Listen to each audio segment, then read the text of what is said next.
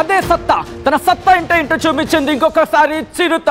గ్రౌండ్లో తనేంటి, తన పర్ఫార్మెన్స్ ఏంటి, ఇంకోసారి విజృంభించాడు. కింగ్ కింగ్ కింగ్, అసలు కింగ్ అని ఎందుకు అంటారు అనేది ప్రూవ్ చేశాడు ఇంకొకసారి కోహ్లీ. తన సత్తా ఏంటో చూపించాడు. హ్యాట్రిక్ కొట్టాడు సెంచరీలో.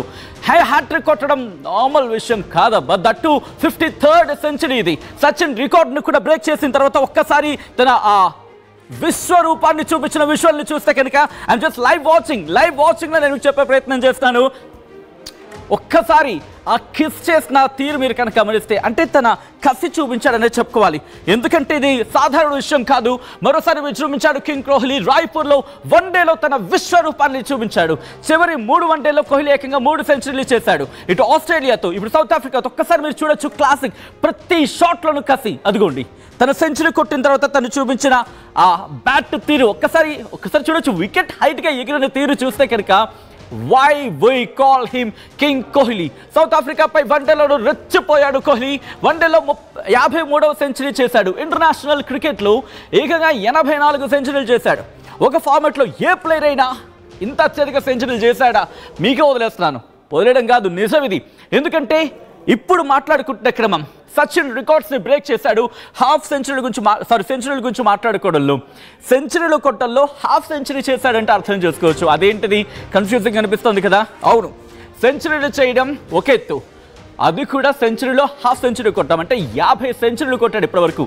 ఇది 53వ సెంచరీ. గత రికార్డు సచిన్ టెండూల్కర్ మీద ఉంది 51. ఇప్పుడు 53 సెంచరీలు కొట్టాడు.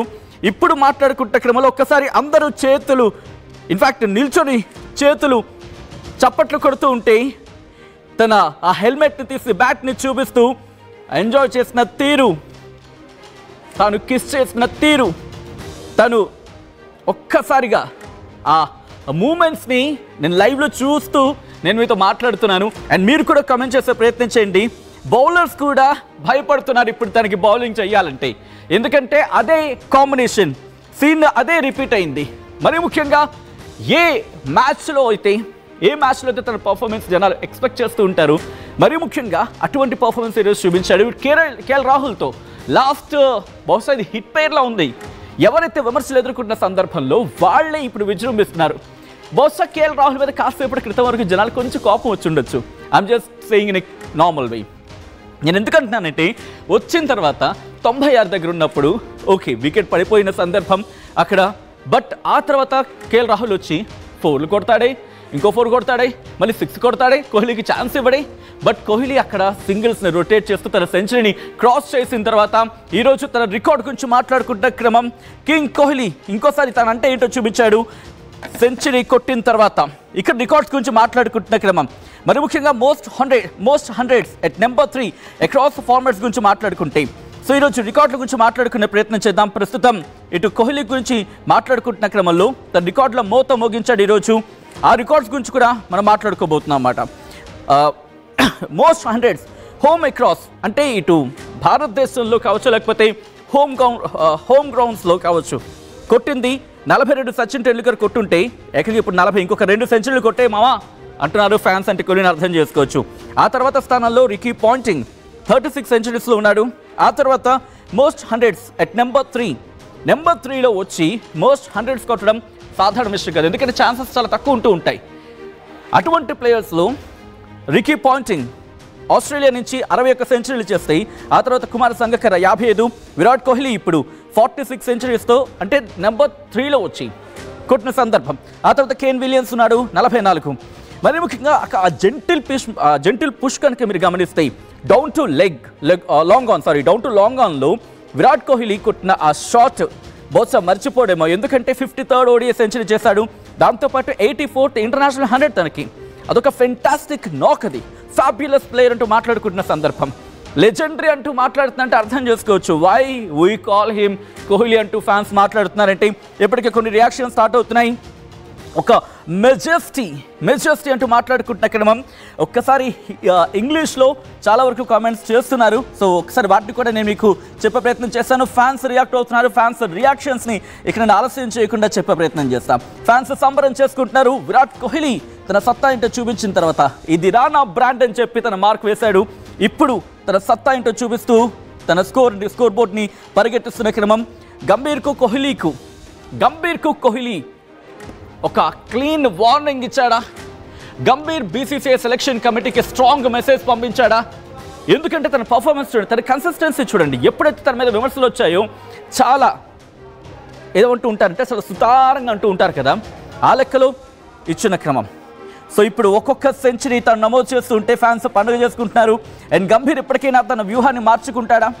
గంభీర్కు కోహ్లీ స్ట్రాంగ్ మెసేజ్ పంపినట్టేనని చెప్పి ఇటు ఆర్టీవీ ఒక ప్రశ్నను, ఒక పోల్ని ముందుంచినప్పుడు చాలామంది ఎస్ అంటూ కమెంట్ చేస్తున్నారు, నో అంటూ కొంతమంది. ఎస్ అంటూ 90% కమెంట్ చేస్తుంటే నో అంటూ కొంతమంది ఇలా మాట్లాడుకుంటున్న క్రమం. సో ఈ నేపథ్యంలో బ్యాక్ టు బ్యాక్ 100 చేశారు. 53వ ఓడిఐ సెంచరీ చేయడం జరిగింది విరాట్ కోహ్లీ. ఇది ఒక క్లాసిక్ నాక్. తన బ్యాట్ నుంచి కూడా మాట్లాడుకున్నాం, ఓడిఐ మేము మొత్తంగా దీని గురించి మాట్లాడుకున్న క్రమంలో. ఎందుకంటే విరాట్ కోహ్లీ గత కొద్ది రోజులుగా టెస్ట్ క్రికెట్కి దూరం అయిన తర్వాత అది కూడా చాలా బలవంతంగా చేయించారు. రిమెంబర్, ఇది చాలా బలవంతంగా తన బయటకు వచ్చేలా చేశారంటూ కొంతమంది కామెంట్ చేసిన క్రమం. సో ఈ నేపథ్యంలో విరాట్ కోహ్లీ కొట్టిన ఆ స్ట్రైక్, ఆ century, it will be remember, అంతే గుర్తుండిపోతుంది అది. కోహ్లీ ఇప్పుడు ఒక 11 డిఫరెంట్ స్ట్రీక్స్ ఆఫ్ 100s చేశాడని చెప్పి మాట్లాడుకుంటున్న క్రమం కన్సిక్యూటివ్గా. సో ఇటువంటి సందర్భం ఏబీ డివిలియర్స్ గురించి మాట్లాడుకుంటారు. అంటే కోహ్లీ తర్వాత మాట్లాడుకున్న క్రమంలో ఈ నెంబర్ 3గా వచ్చిన క్రమం కావచ్చు, లేకపోతే ఓవరాల్గా వచ్చిన తర్వాత క్లాసిక్ నాక్ ఇవ్వడం ఇలాంటి టైంలో, దట్టు కేఎల్ రాహుల్ కాంబినేషన్ ఇద్దరు కూడా అఫ్కోర్స్ చాలా చాలా జెంటిల్ మ్యాచ్ అంటూ ఉంటాం కదా. ఎందుకంటే ఒకసారి స్కోర్ బోర్డ్ గురించి మాట్లాడుకుంటే, పార్ట్నర్షిప్ మాట్లాడుకుంటే, ఇటు రోహిత్ అలాగే జైస్వాల్ వచ్చి ఒక 40 రన్స్ పార్ట్నర్షిప్ బిల్డ్ చేసిన తర్వాత అక్కడ వికెట్ పడిపోయింది, రోహిత్ వికెట్ పడిపోయింది. ఆ తర్వాత జైస్వాల్ వచ్చాడు, జైస్వాల్తో కలిసి పార్ట్నర్షిప్ని బిల్డ్ చేశాడు. కానీ ఇంట్రెస్టింగ్గా మీరు గమనిస్తే ఏ ఒక్క బాల్ కూడా అక్కడ కిల్ చేయలేదు. జైస్వాల్ ఇంకా డిఫెన్స్ వేలో వెళ్తుంటే కోహ్లీ అటాకింగ్ వెళ్ళిపోయాడు. ఆ తర్వాత రుతురాజ్ గైక్వాడ్తోని వీళ్ళిద్దరూ 200 కాంబినేషన్ అండి. ఎవడంటే బిల్డ్ చేస్తాడు, ఎవడు బిల్డ్ చేయగలడు? 195 స్కోర్ రుతురాజ్ గైక్వాడ్తో కలిసి. హూ కెన్ డూ దిస్ అని చెప్పి మాట్లాడుకుంటే క్రమం ఇప్పుడు ఎందుకంటే 2 వికెట్లు పడిపోయిన తర్వాత అక్కడ ఒక పార్ట్నర్షిప్ బిల్డ్ చేయడం, ఒక 50 100 బిల్డ్ చేస్తే గొప్ప అనుకుంటే ఏకంగా 5 పరుగులు తక్కువ double century. So there it shows what Kohli is. అక్కడ కూడా అంత పార్ట్నర్షిప్ బిల్డ్ చేస్తున్నప్పుడు కూడా ఎక్కడ బాల్స్ కిల్ చేసిన పరిస్థితి లేదు. 73 బాల్స్తో 83 స్కోర్ చేశాడు అక్కడ. At the same time Ruturaj Gaikwad కూడా, అంటే ఇద్దరు అటాకింగ్ వేకి వెళ్ళిపోయారు. అటాకింగ్ వేకి వెళ్ళిపోయిన తర్వాత కూడా స్కోర్ బోర్డ్ని పరుగులు పెట్టించారు ఇద్దరు కలిసి. అంటే ఇటు విరాట్ కోహ్లీ 73 బంతులు 83